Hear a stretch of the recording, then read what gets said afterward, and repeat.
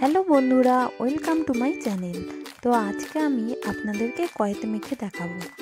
তো চলুন চটপট দেখে নেওয়া যাক আজকের রেসিপিটা।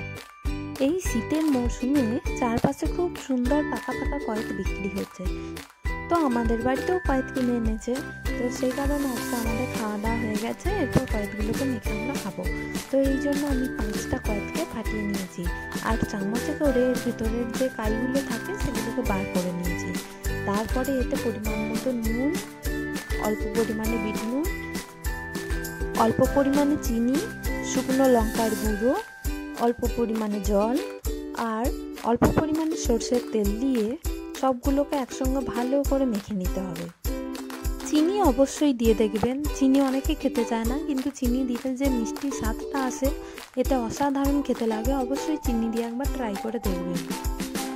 Thanks for watching. ভিডিওটা ভালো লাগলে অবশ্যই একটা লাইক করে দেবেন, আর চ্যানেলে নতুন হলে এরকম ভিডিও দেখার জন্য চ্যানেলটিকে সাবস্ক্রাইব করবেন।